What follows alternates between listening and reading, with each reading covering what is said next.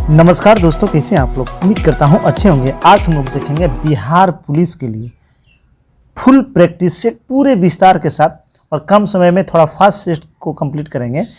पूरे सेट को अच्छे से समझने का प्रयास करेंगे। तो जिनका भी बिहार पुलिस का एग्ज़ाम होने वाला है वो पूरा सेट अच्छे से देखेगा। यह SSR पब्लिकेशन की बुक है, उसी का प्रैक्टिस सेट नंबर 1 हम लोग आज देखेंगे। चलिए स्टार्ट करते हैं और देखते हैं आज का पहला प्रश्न। प्रश्न है, हरित क्रांति से किस भारतीय प्रधानमंत्री का नाम जोड़ा जाता है। तो हरित क्रांति से किस भारतीय प्रधानमंत्री का नाम जोड़ा जाता है।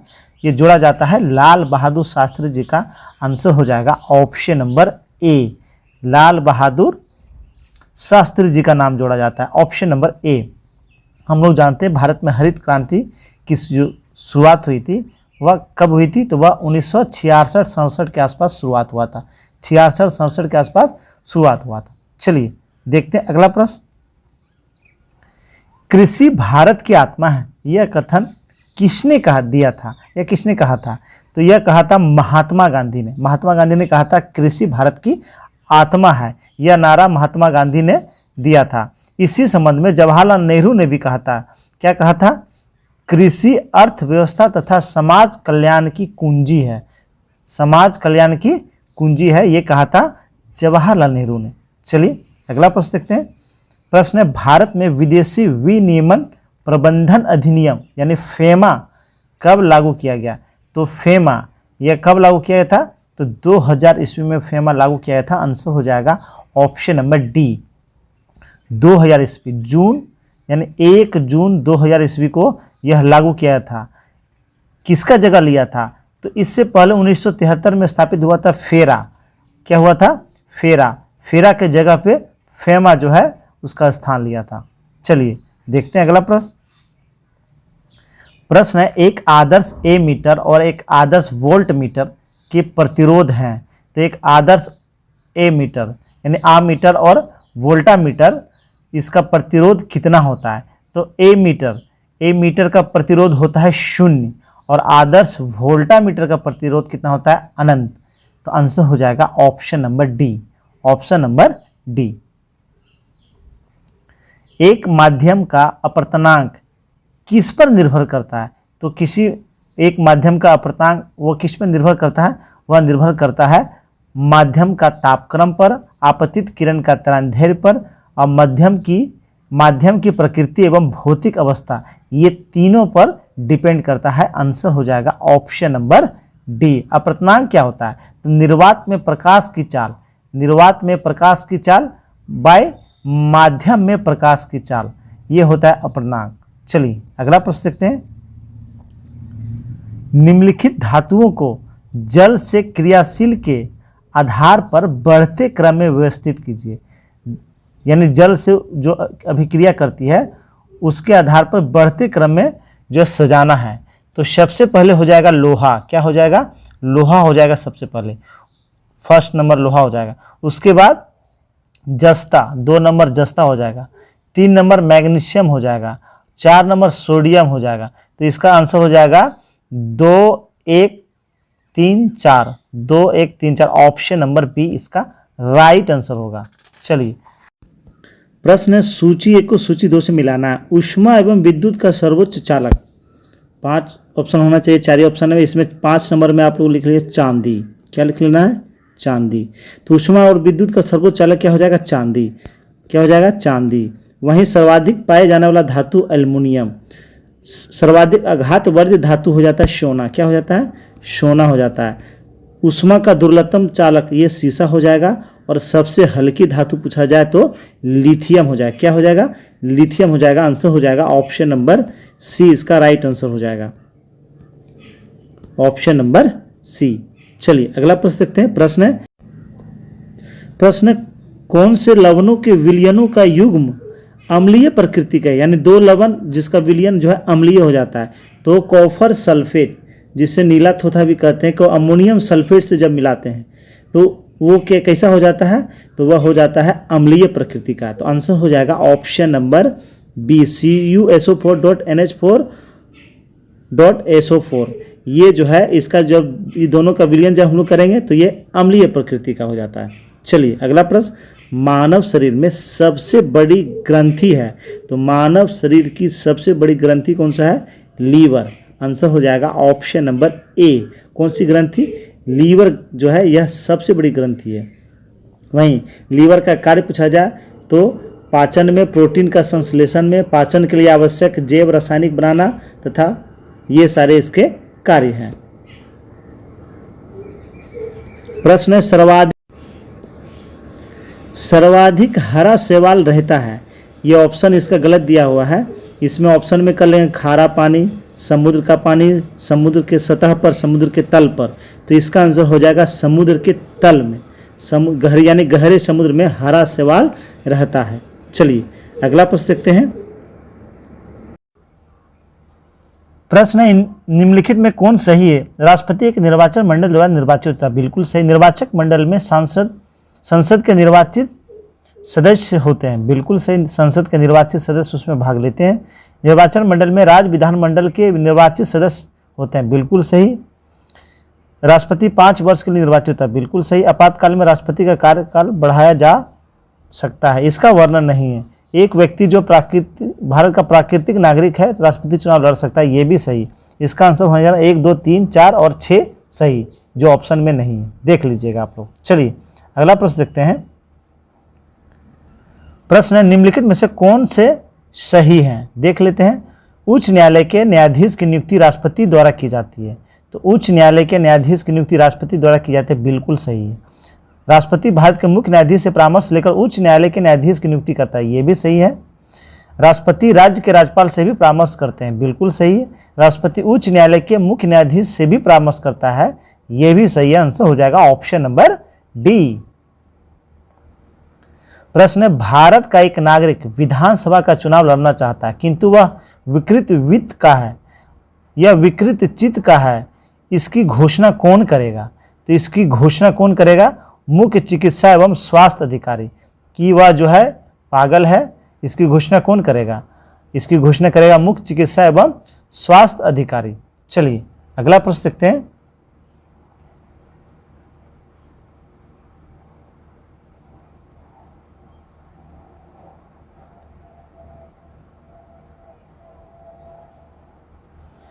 एक विधेयक विधानसभा द्वारा पारित कर दिया गया और विधान परिषद में भेजा गया, इसी बीच विधानसभा विघटित हो गई, अब क्या होगा? तो ऐसी स्थिति में क्या होगा? विधेयक वैवगत हो जाएगा। आंसर हो जाएगा ऑप्शन नंबर ए। विधेयक क्या होगा? वैवगत हो जाएगा। अनुच्छेद 196 के 5 में यह वर्णित है कि कोई विधेयक जो विधानसभा द्वारा पारित कर दिया गया हो और विधान परिषद में लंबित है, विधानसभा के विघटन के बाद वह क्या हो जाता है? वैवगत माना जाएगा। चलिए अगला प्रश्न देखते हैं। भारत में किस कैलेंडर को मान्यता दी गई है? तो भारत में ग्रेगोरियन कैलेंडर को मान्यता दिया गया है। आंसर हो जाएगा ऑप्शन नंबर बी। इसे अपनाया गया था 22 मार्च 1957 ईस्वी को, ध्यान में रखेंगे। अगला प्रश्न है, संविधान के किस अनुच्छेद में अल्पसंख्यकों के हितों का संरक्षण का प्रावधान है? तो ये अनुच्छेद 29 में है।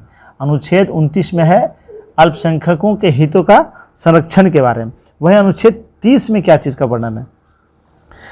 तो अनुच्छेद 30 में है शिक्षण संस्थानों की, अल्पसंख्यक वर्गों के लिए शिक्षण संस्थानों की स्थापना, प्रशासन करने का जो है अधिकार दिया गया है अनुच्छेद 30 में। वहीं अनुच्छेद 27 की अगर बात करें तो अनुच्छेद 27 में जो है विशिष्ट धर्म की अभिवृद्धि के लिए कर के संप्रदाय के बारे में स्वतंत्रता दिया गया है। अनुच्छेद 28 की बात करें तो कुछ शिक्षण संस्थानों में धार्मिक शिक्षा या धार्मिक, निम्नलिखित में से किस वैदिक ग्रंथ में पुंसवन से लेकर मृतक दाह के सामाजिक रीति रिवाज एवं संस्कार वर्णित किए गए हैं? तो यह गृह सूत्र में वर्णित किया गया है। आंसर हो जाएगा ऑप्शन नंबर बी। अगला प्रश्न है, दक्कन के निम्नलिखित में से किस रियासत से चांद बीबी संबंधित थी? तो चांद बीबी यह संबंधित थी अहमदनगर से। किससे संबंधित थी? अहमदनगर से संबंधित थी। आंसर हो जाएगा ऑप्शन नंबर सी। चांद अहमदनगर के हुसैन जो निजाम शाह प्रथम की बेटी और अहमदनगर के सुल्तान थे बुरहान मुल्क उसकी बहन थी। वह अरबी उल फारसी, तुर्की, मराठी और कन्नड़ सहित अन्य भाषाएं जानती थी। कौन? चांद बीबी। चलिए अगला प्रश्न देखते हैं, निम्नलिखित में से किस क्षेत्र में मुगलों से भारतीय संस्कृति की सर्वाधिक योगदान दिया? तो किस क्षेत्र में मुगलों ने सर्वाधिक योगदान दिया था? तो वह दिया था स्थापत्य कला में। आंसर हो जाएगा option number A, option number A. चलिए अगला प्रश्न देखते हैं। प्रश्न है, महात्मा गांधी द्वारा परिवर्तित निम्नलिखित में से किस आंदोलन में सरदार पटेल ने अग्रणी भूमिका निभाई थी?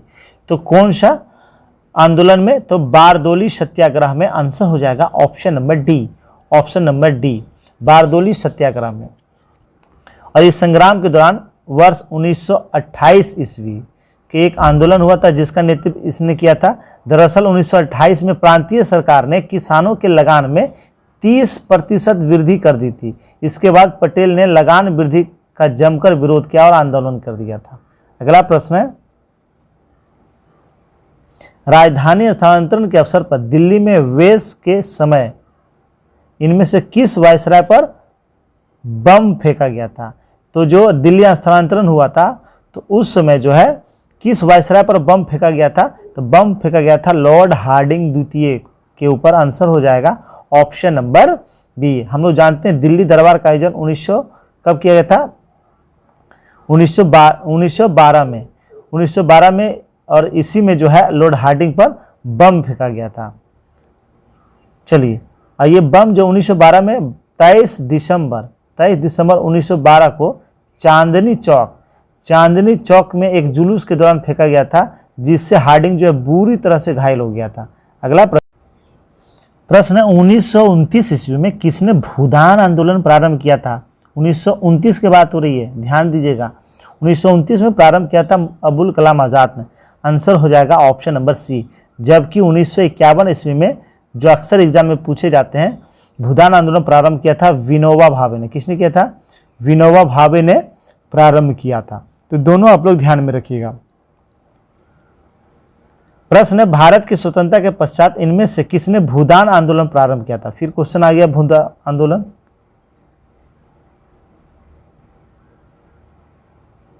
तो ये प्रारंभ किया था विनोबा भावे ने। चलिए अगला प्रश्न देखते हैं, मानव भूगोल के जनक कौन है? तो मानव भूगोल इसके जनक कौन है? इसके जनक है फ्रेडरिक रेटरजेल। फ्रेडरिक रेटरजेल इन्होंने एक पुस्तक लिखी थी। कब? 1882 ईस्वी में, 1882 ईस्वी में। और तब से इन्हें जो है मानव भूगोल के जनक के रूप में जाना जाता है। चलिए अगला प्रश्न देखते हैं। प्रश्न है, बॉम्बे हाई निम्नलिखित में से किस खनिज के लिए प्रसिद्ध है? तो बॉम्बे हाई यह पेट्रोलियम के लिए प्रसिद्ध है। आंसर हो जाएगा ऑप्शन नंबर ए। और यह मुंबई के तटीय इलाकों से लगभग 165 किलोमीटर दूर अरब सागर में स्थित है, जिसका खोज इंडियन ऑयल ने किया था 1974 ईस्वी। इंडियन और रशियन टीम के द्वारा इसका खोज किया गया था। और यहाँ से उत्पादन जो शुरू हुआ था 1976 ईस्वी से, बम्बई हाई से। अगला प्रश्न है, बगानी फसल है तो इनमें से कौन सी बगानी फसल है? तो चाय। चाय कैसी फसल है? चाय एक बगानी फसल है। चाय की अगर उत्पादन की बात करें तो पश्चिम बंगाल, असम, केरल, तमिलनाडु और कर्नाटक में चाय की खेती की जाती है। अगला प्रश्न है, भिलाई इस्पात संयंत्र किस देश के सहयोग से स्थापित हुआ था? तो भिलाई जो इस्पात संयंत्र है 1955 में स्थापित किया था। किस देश के सहयोग से? तो सोवियत संघ के सहयोग से। आंसर हो जाएगा ऑप्शन नंबर डी। जबकि जर्मनी के सहयोग से राउरकेला में इस्पात संयंत्र स्थापित किया था। ब्रिटेन के सहयोग से दुर्गापुर में जो है इस्पात संयंत्र स्थापित किया गया था। वहीं बोकारो और भिलाई ये सोवियत संघ के सहयोग से स्थापित किया गया था। प्रश्न है, सिकासेर बांध का निर्माण किस नदी पर हुआ? तो सिकासेर बांध का निर्माण ये कौन सी नदी पे हुआ? पेरी नदी पे हुआ। आंसर हो जाएगा ऑप्शन नंबर डी। 1955 में इस पर काम स्टार्ट हुआ था और निर्माण इसका 1977 ईस्वी में पूरा हुआ। इसकी लंबाई पूछा जाए तो 1540 मीटर और ऊंचाई 9.32 मीटर। चलिए प्रश्न है, पिग्मी का निवास क्षेत्र कहाँ है? तो पिग्मी एक जनजाति है जिसका निवास क्षेत्र कहाँ है? तो इसका निवास क्षेत्र कांगो बेसिन है। कांगो जो जायरे नदी के किनारे है, तो इसमें आंसर हो जाएगा ऑप्शन नंबर सी। इसी नदी के आसपास जो है इसका निवास क्षेत्र है। चलिए अगला प्रश्न देखते हैं।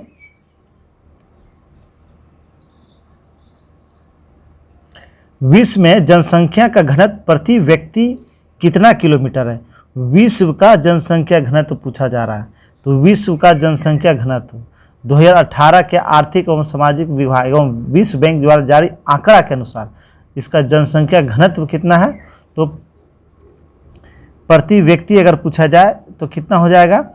151.96 व्यक्ति प्रति मील। और किलोमीटर में पूछा जाए तो 58.67 व्यक्ति पर किलोमीटर।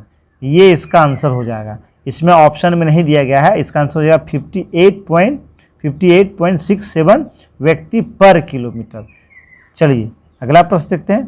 प्रश्न है भारतीय अर्थव्यवस्था के द्वितीय क्षेत्र में किसे शामिल नहीं किया गया है? तो द्वितीय क्षेत्र के अंतर्गत कौन सा इसमें नहीं आता है? तो खनन एवं उत्खनन या प्राथमिक क्षेत्र में आता है। किसमें आता है? प्राथमिक क्षेत्र में आता है। और प्राथमिक क्षेत्र से जुड़ा हुआ चीज़ जहाँ निर्माण की क्रिया होती है वह द्वितीय क्षेत्र में आता है। और सेवा वाला क्षेत्र जो है यह तृतीय क्षेत्र में आता है। किस में आता है? तृतीय क्षेत्र में। चलिए अगला प्रश्न देखते हैं। प्रश्न है 2001 से 2011 की अवधि में छत्तीसगढ़ की जनसंख्या की दशकीय वृद्धि दर क्या है? छत्तीसगढ़ का दशकीय वृद्धि दर 2001 से 11 तक कितना रहा है? तो कितना रहा है? तो 22.61%। आंसर हो जाएगा ऑप्शन नंबर सी। प्रश्न है निम्नलिखित में से किसे राष्ट्रीय आय कहा जाता है? तो राष्ट्रीय आय किसे कहा जाता है? तो शुद्ध घरेलू उत्पाद की कीमत को राष्ट्रीय आय कहा जाता है। आंसर हो जाएगा ऑप्शन नंबर बी। राष्ट्रीय आय का अर्थ होता है किसी देश के सामान्य निवासियों द्वारा प्रदान की गई साधन सेवाओं के बदले में प्राप्त आय, जैसे लगान, ब्याज, लाभ, मजदूरी के जोड़ को क्या कहा जाता है? राष्ट्रीय आय कहा जाता है। अगला प्रश्न है।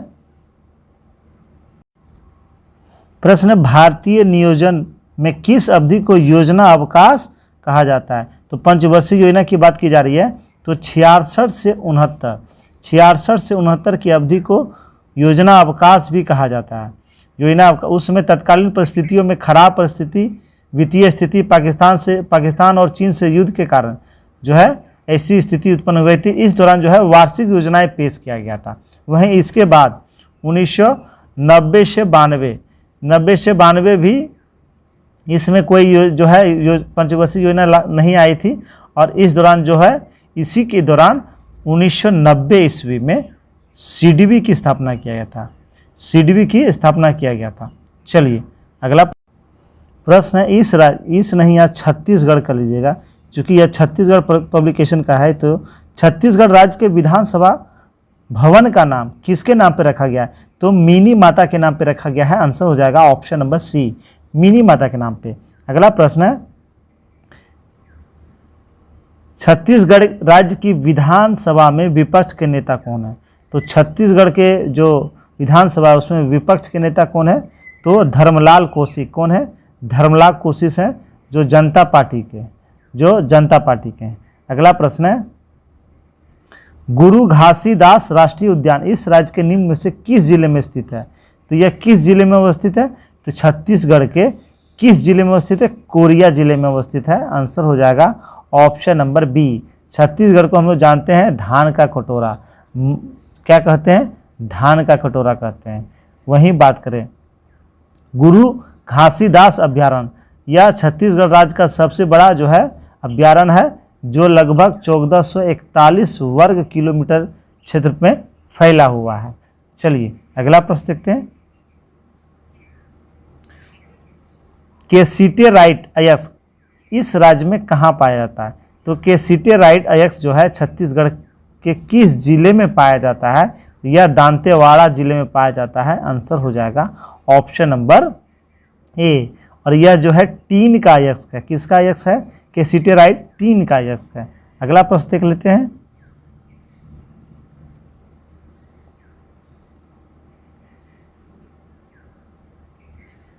प्रश्न है, निम्नलिखित में से किस जलप्रपात को भारत का नियाग्रा जलप्रपात कहा जाता है? तो नियाग्रा जलप्रपात का अन्य नाम है चित्रकूट जलप्रपात। आंसर हो जाएगा ऑप्शन नंबर सी। इसकी ऊंचाई लगभग कितना है? 90 फीट। फीट में कितना है? 90 फीट है, 90 फीट है। और यह किस नदी पर है? तो यह इंद्रावती नदी पर है। किस नदी पर है? इंद्रावती नदी पर है। अगला प्रश्न है, अंडमान निकोबार द्वीप समूह के किस द्वीप का नाम नेताजी सुभाष चंद्र बोस द्वीप रखा गया है? तो किस द्वीप का नाम रखा गया है? तो रॉस द्वीप का नाम। आंसर हो जाएगा ऑप्शन नंबर सी, रॉस द्वीप का। प्रधानमंत्री ने अंडमान निकोबार के 3 द्वीपों का नाम बदला है, जिसमें रॉस द्वीप का नाम नेता सुभाष चंद्र बोस के नाम पे, नील द्वीप जो है, नील द्वीप, इसका नाम रखा गया शहीद द्वीप। क्या रखा गया है? शहीद द्वीप। और हैवलॉक द्वीप, इसका नाम बदल के रखा गया है स्वराज द्वीप। क्या रखा गया है? स्वराज द्वीप। तो तीनों द्वीप आप लोग याद रखेंगे। अगला प्रश्न है, वंदे भारत एक्सप्रेस दिल्ली को किस शहर से जोड़ती है? तो वंदे भारत एक्सप्रेस जो पहली चली थी वह दिल्ली से वाराणसी के बीच चला था। आंसर हो जाएगा ऑप्शन नंबर बी, दिल्ली से वाराणसी। और प्रधानमंत्री मोदी जी ने हरी झंडी दिखाकर इसे रवाना किया। प्रश्न है, select the correct antonym for the word besmirch. तो बेसमिच, इसका बेसमिच का मतलब होता है किसी का सम्मान पर कीचड़ उछालना, मैला करना। तो इसका सही आंसर हो जाएगा ऑनर, यानी सम्मान करना।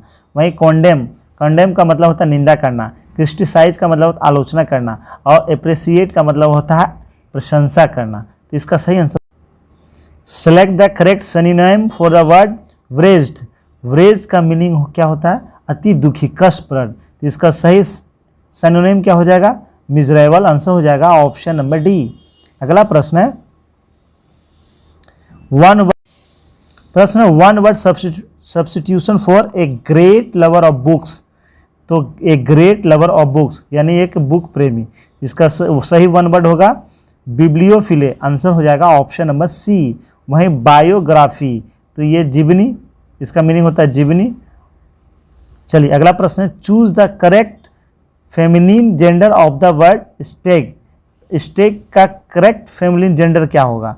तो ये हो जाएगा हिंद। क्या हो जाएगा? Hind. Option number B, option number B. अगला प्रश्न है, fill in the blanks with the correct pronoun. तो करेक्ट प्रोनाउन, इसमें तो क्वेश्चन इसका मिस है। अगला देख लेते हैं हम लोग। प्रश्न, choose the correct conjunction and fill in the blanks. देख लेते हैं, dash you try you will not success. तो इसमें क्या हो जाएगा? इसमें हो जाएगा unless you try, unless you try you will not success. जब तक तुम कोशिश नहीं करोगे सफलता नहीं मिलेगी। Fill in the blank with the correct preposition, इसमें भी क्वेश्चन मिस प्रिंट है, क्वेश्चन नहीं दिया हुआ है।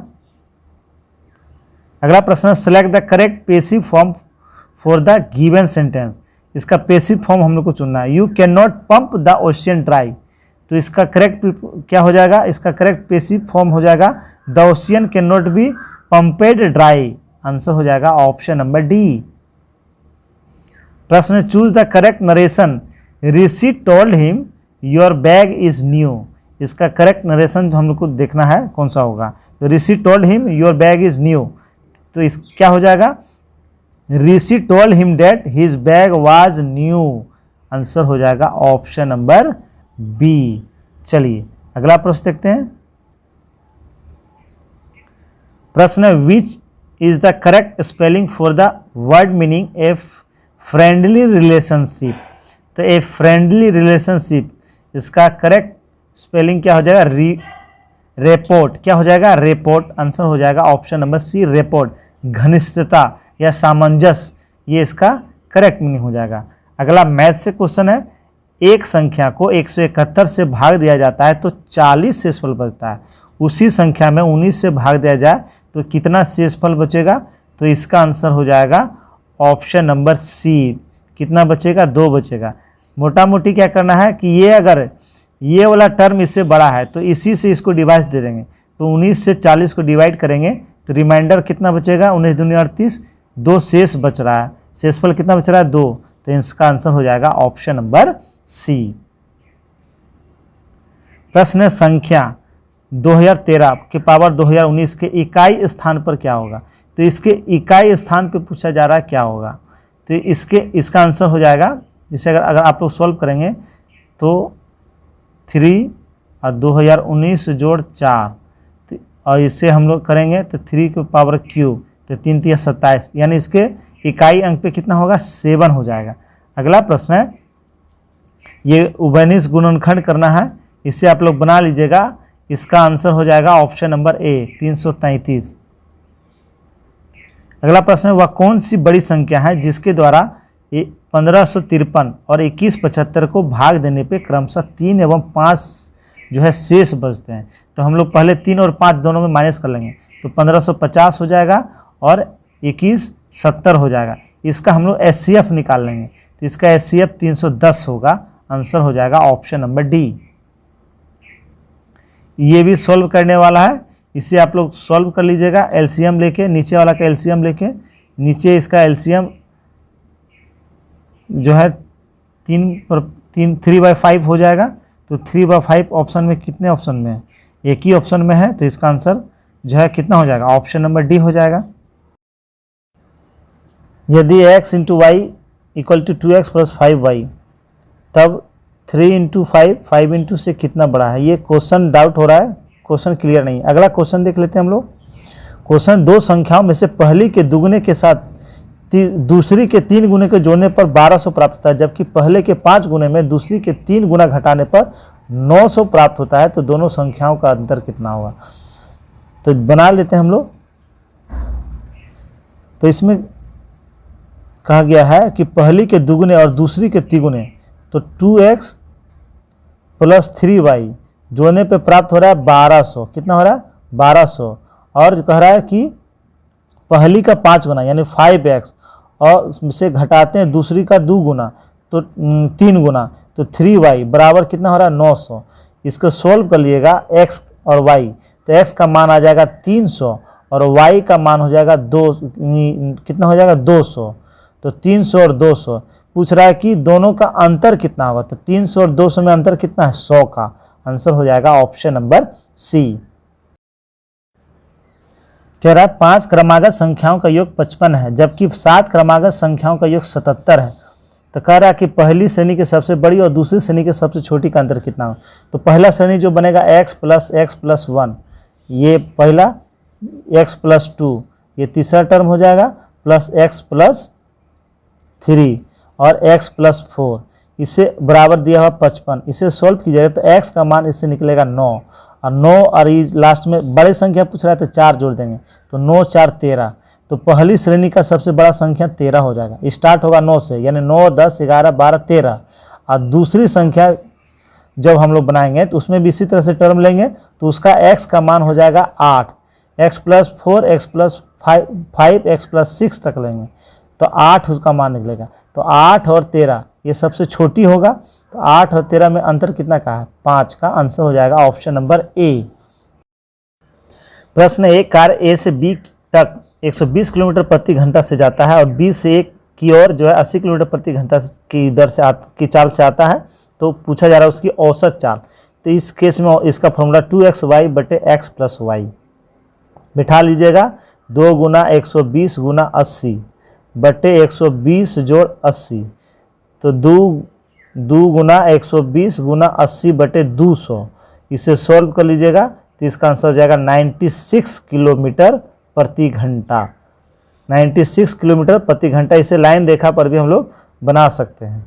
इसका आंसर हो जाएगा ऑप्शन नंबर सी। चलिए अगला प्रश्न देखते हैं। प्रश्न है 35 लीटर के मिश्रण में दूध तथा पानी का अनुपात 2:5 है, यानी 35 लीटर का जो मिश्रण है इसमें दूध और पानी का अनुपात 2:5 है। तो इसमें कितना पानी और कितना दूध है, तो 5 और 2, तो 5 लीटर दूध है। तो इसे हम लोग अगर निकालेंगे तो कुल हो जाएगा इस मिश्रण 35 लीटर में 25 लीटर क्या हो जाएगा दूध और 10 लीटर क्या हो जाएगा पानी। वहीं कह रहा है कि इसमें कितना पानी और मिलाया जाए कि अनुपात 5:3 हो जाए, 5:3 हो जाए। तो 1 रेशियो मिला रहे हैं। कितना मिला रहे हैं 1 रेशियो मिला रहे हैं। तो 1 का वैल्यू कितना है 5, 1 का वैल्यू कितना है 5। तो आंसर हो जाएगा ऑप्शन नंबर सी। अगला प्रश्न है निम्नलिखित शब्दों में से कौन सा शब्द हिंदी भाषा के शब्द भंडार में तत्भव शब्द है? तत्भव शब्द इसमें कौन सा है? तो इसमें तत्भव शब्द है पंख। कौन सा है? पंख या तद्भव शब्द है। अगला प्रश्न है, निम्नलिखित चारों विकल्पों में से प्रथम शब्द के बाद 3 अन्य शब्द है, इनमें से प्रथम शब्द के निकार्थी शब्दों का सही विकल्प कौन सा है? तो इसका सही होगा नाग पर्वत। आंसर हो जाएगा ऑप्शन नंबर बी। चलिए अगला प्रश्न देखते हैं। प्रश्न, निम्नलिखित में से कौन सा शब्द कंज शब्द का पर्यायवाची शब्द नहीं है? कंज का पर्यायवाची शब्द इसमें से कौन सा नहीं है? तो मदिरा नहीं है। कौन सा नहीं है? मदिरा नहीं है। बाकी ये तीनों इसका पर्यायवाची शब्द है। अगला प्रश्न है, बाह्य प्रयत्न के आधार पर वर्णों के मुख्यतः कितने भेद हैं? तो बाह्य प्रयत्न के आधार पर वर्णों के 2 भेद होते हैं, अल्प प्राण और महाप्राण। आंसर हो जाएगा ऑप्शन नंबर ए।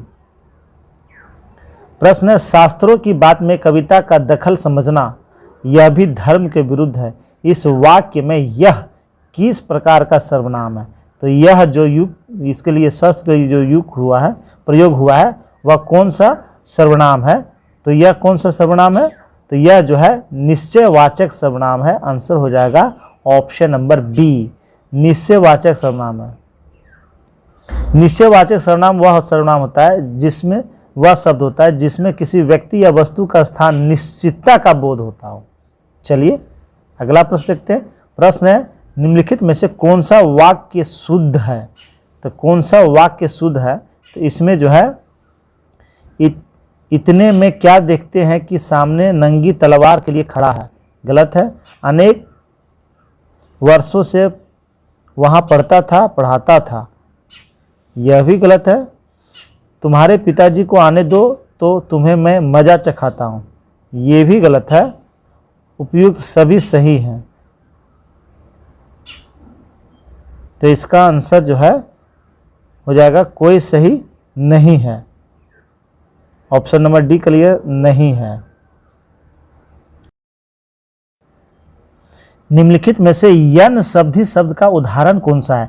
तो यन संधि शब्द का उदाहरण है मनुअंतर, मनवंतर जिसे कहते हैं। आंसर हो जाएगा ऑप्शन नंबर सी, मनवंतर, जिसका संधि विच्छेद मनु जोड़ अंतर होता है, यह यन संधि। क्योंकि यू या उ के बाद जब कोई भिन्न स्वर आए तो दोनों मिलकर तद बन जाता है। क्या बन जाता है?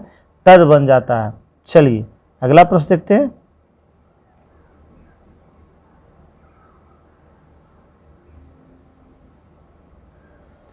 प्रश्न है, निम्नलिखित काव्य पंक्तियों में से भ्रांतिमान अलंकार का उदाहरण है। तो भ्रांतिमान अलंकार का उदाहरण कौन सा है? देख लेते हैं। पायम महावर देन की नाइछे बेटी आए, फिरी फिरी जाती महावारी एक ही मृत्यु जाए। ये जो है भ्रांतिमान अलंकार है। आंसर हो जाएगा ऑप्शन नंबर डी। प्रश्न, दोहा छंद के प्रत्येक चरण में कितनी मात्राएं होती है? तो दोहा छंद के प्रत्येक चरण में कितनी मात्राएं होती है? तो क्रमशः 13-11 मात्राएं होती है। आंसर हो जाएगा ऑप्शन नंबर ए, क्योंकि दोहा अर्ध सम मात्रिक छंद होता है। अगला प्रश्न है, निम्नलिखित में से कौन सा शब्द अ उपसर्ग युक्त है? यानी कौन किसमें जो है अ उपसर्ग से बना है? तो इसका सही आंसर क्या हो जाएगा? ये सारे के पहले ओ लगा हुआ यानी अ उपसर्ग से बना है, तो उपयुक्त सभी। आंसर हो जाएगा option number D. John Dalton, जिन्होंने परमाणु के नाभिकीय सिद्धांत का प्रतिपादन किया था, जन्म किस देश में हुआ? डाल्टन जिसने परमाणु का नाभिकीय सिद्धांत दिया था, उसका जन्म कहाँ हुआ था? तो इसका जन्म इंग्लैंड में हुआ था। कहाँ हुआ था? इंग्लैंड में हुआ था, जो एक रसायन भौतिकी विज्ञानी और मौसम वैज्ञानिक थे। चलिए अगला प्रश्न देखते हैं। अच्छा, इन्होंने जो सिद्धांत दिया था, उन्होंने कहा था कि सबसे अधिक जानते जाने वाला जो तत्व है वह कौन सा तत्व है? कणों का छोटा जो तत्व है वह परमाणु है। उसे क्या कहा जाता है? परमाणु कहा जाता है। अगला प्रश्न है, बम्बई हाईकोर्ट में 3 बेंच कोर्ट है। नीचे दिए गए 4 स्वरों में से कौन सा बम्बई हाईकोर्ट की बेंच में से एक नहीं है? तो इसमें कौन एक नहीं है? तो 3 जो बेंच है वह कौन कौन सा है? तो वह है नागपुर, पणजी और औरंगाबाद। पुणे नहीं है, तो आंसर हो जाएगा ऑप्शन नंबर सी। अगला प्रश्न है, नीचे हिंदी फिल्म में संगीत निर्देशकों की जोड़ी दी गई, इनमें से कौन आपस में सगे भाई हैं? तो आपस में सगे भाई हैं कल्याण जी, आनंद जी, ये दोनों जो है आपस में सगे भाई। चलिए अगला प्रश्न, साइकिल और कारों में बॉल बेयरिंग का उपयोग होता है। तो साइकिल और कारों में बॉल बेयरिंग का जो उपयोग किया जाता है वह उसके बीच लगने वाला जो है स्पर्शन प्रभावी क्षेत्र जो है उसको बढ़ाने के लिए किया जाता है और घर्षण को कम करने के लिए किया जाता है। तो इसका आंसर हो जाएगा option number B. Option number B. इस जो बॉल बेयरिंग लगाया जाता है क्यों होता है? तो उसकी घर्षण को कम करने के लिए और उसके बीच का स्पर्शन प्रभावी बल क्षेत्र को बढ़ाने के लिए। अगला प्रश्न है, सूची 1 को सूची 2 से मिलाना है, देख लेते हैं। उच्च वेग, तो उच्च वेग जो हम लोग नापते हैं वह किस में नापते हैं? वह नापते हैं हम लोग मैक में, तरंगदैर्घ्य एंगस्ट्रम में, दाब पास्कल और ऊर्जा जूल। तो इसका आंसर हो जाएगा 1, 2, 3, 4, option number C. Option number C इसका राइट आंसर हो जाएगा।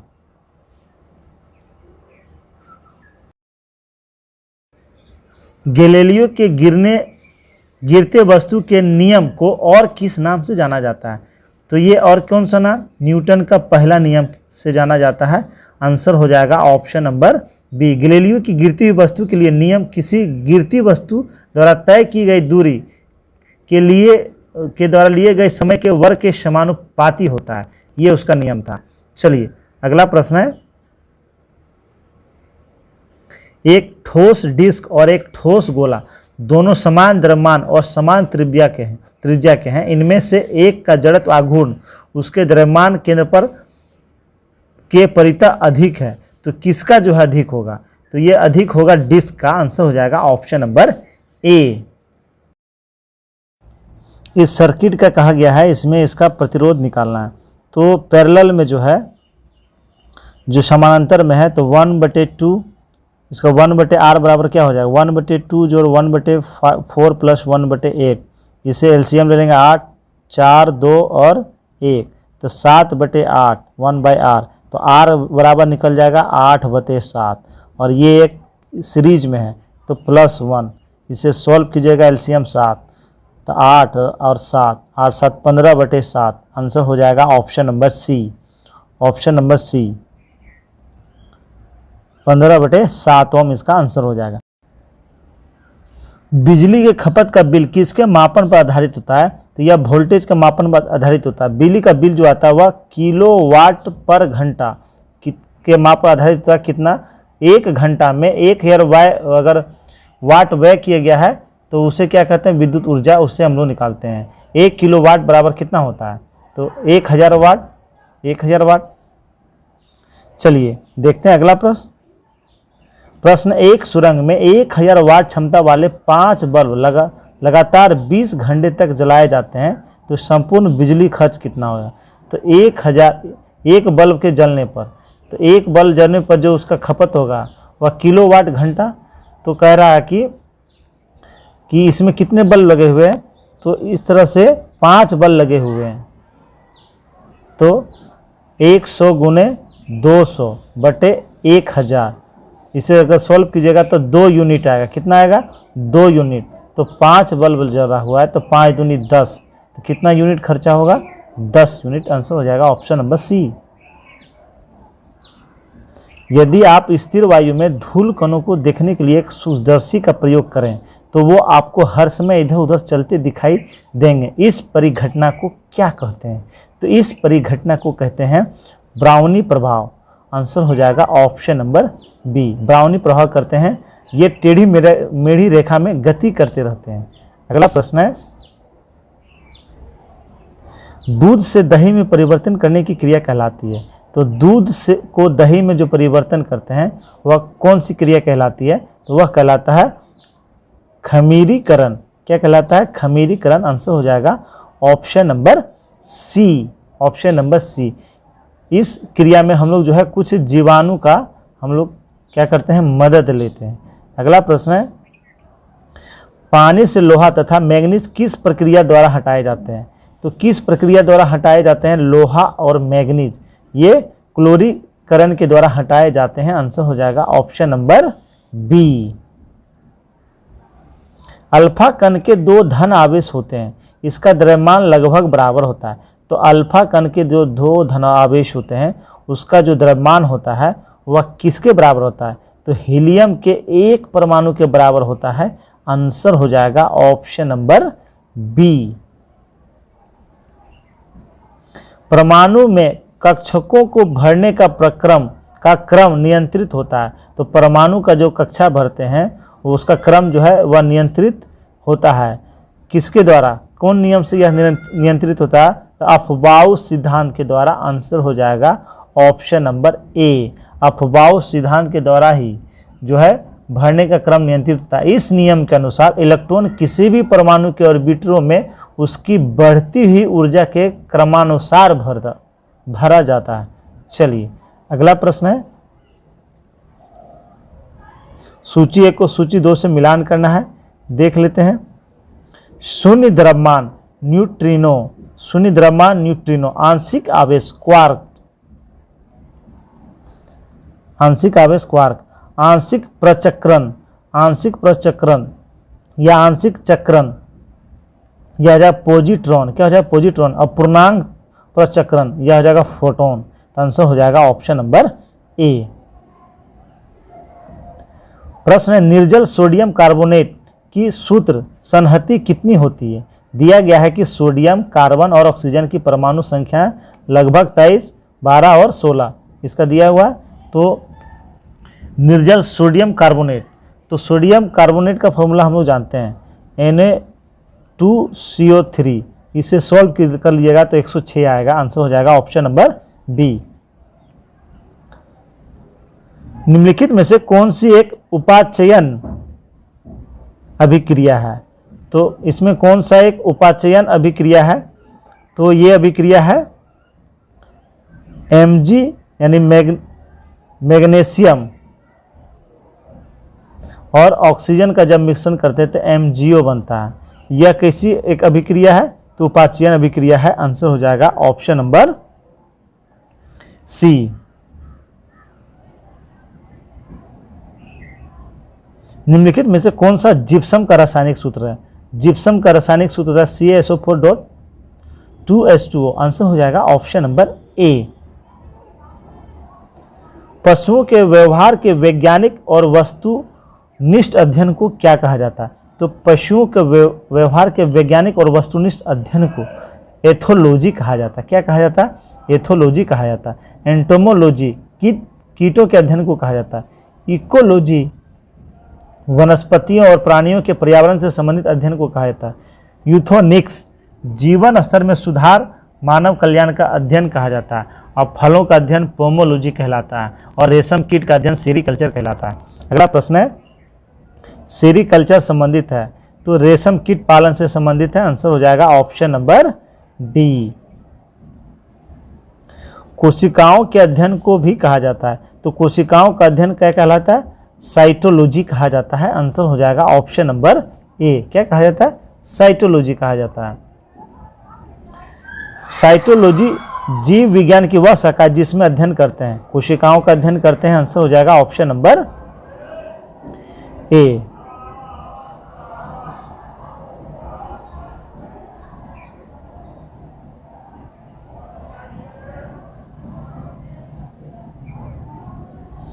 अगला प्रश्न है, कीड़ों के अध्ययन को क्या कहा जाता है? तो कीड़ों को अध्ययन को क्या कहते हैं हम लोग?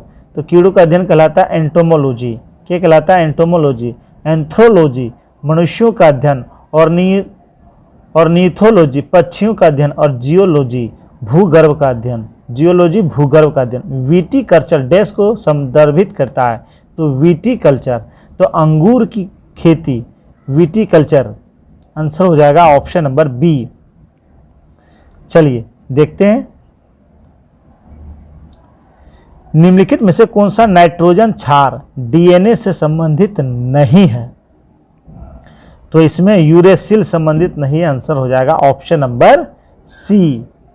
और आज का अंतिम प्रश्न है, सामान्य कोशिकाओं में डीएनए से आरएनए तक आनुवांशिक जानकारी के प्रवाह की प्रक्रिया को कहा जाता है? क्या कहा जाता है? प्रतिलेखन कहा जाता है। क्या कहा जाता है?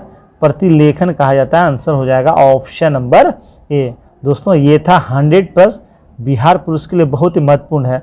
पूरा कंप्लीट सेट है, पूरा वीडियो आप लोग देखिए, लिखने का प्रयास कीजिए, रिवीजन में आसानी होगी। दोस्तों वीडियो अगर वास्तव में अच्छा लगा हो तो लाइक कर देंगे और अपने अपने ग्रुप में शेयर कर देंगे। धन्यवाद, धन्यवाद दोस्तों।